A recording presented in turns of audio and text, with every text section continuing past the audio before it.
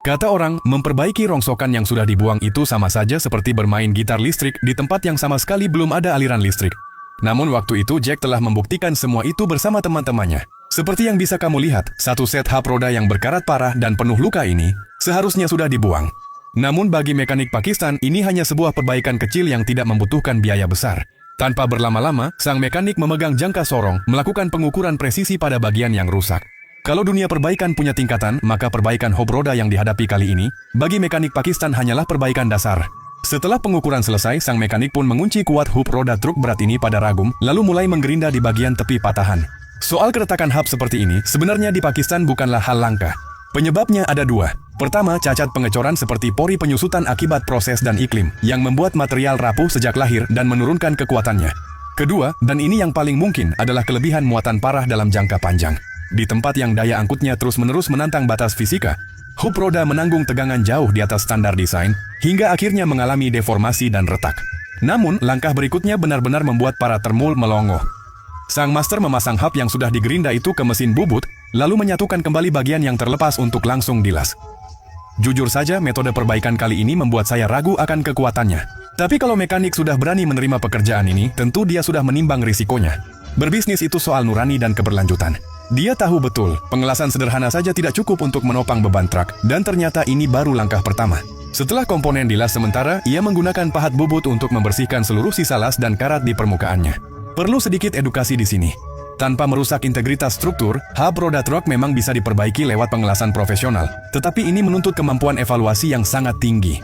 Jangan meniru sembarangan, sebab setiap bidang punya keahlian khusus dan keselamatan tetap harus jadi nomor satu. Setelah proses ulir selesai, mekanik ini belum berhenti.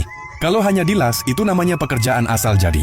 Maka langkah berikutnya barulah disebut perbaikan. Ia mengambil sebuah pipa baja berukuran besar. Dengan obor gas asetilena, sepotong silinder baja itu dipotong, lalu cincin baja ini dipasang di mesin bubut dan dirapikan permukaannya dengan pahat.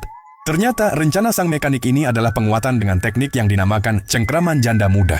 Ia akan menambahkan satu lingkaran gelang baja di bagian luar hub yang patah ini sebagai kunci penguat. Teknik ini benar-benar di luar dugaan.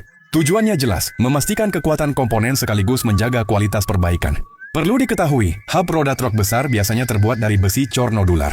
Bahannya keras dan tegas, tetapi tetap rapuh saat menghadapi kelebihan muatan. Sementara pipa baja yang dipilih sang master adalah baja struktural standar. Dengan menambahkan material baja di lapisan luar hub, kekurangan kekuatan besi cor bisa tertutupi, sekaligus menyelesaikan masalah distribusi gaya di area patahan. Rencana yang tampak mustahil itu pun seketika memenuhi standar keselamatan untuk digunakan. Seiring pahat ulir terus bekerja, ulir di bagian dalam pipa baja semakin sempurna. Setelah pembuatan ulir selesai, kini saatnya perakitan. Hub roda yang sudah dirapikan disatukan dengan selongsong ulir baja. Cukup diputar perlahan, keduanya mulai mengunci satu sama lain. Untuk memastikan presisi tanpa celah, sang master memanfaatkan prinsip tuas, menggunakan lubang pada hub dan sebatang besi untuk mengunci keduanya dengan sangat rapat. Terakhir, pahat bubut kembali beraksi untuk perataan akhir seluruh permukaan. Dengan serpihan logam beterbangan, lahirlah satu set hub roda yang tampak seperti baru. Siapa sangka sebelumnya ini hanyalah besi rongsokan yang patah. Dengan pipa baja sebagai kunci penguat, bukan hanya menyembuhkan luka lama, tetapi juga memberi kemungkinan kekuatan yang melampaui kondisi awal.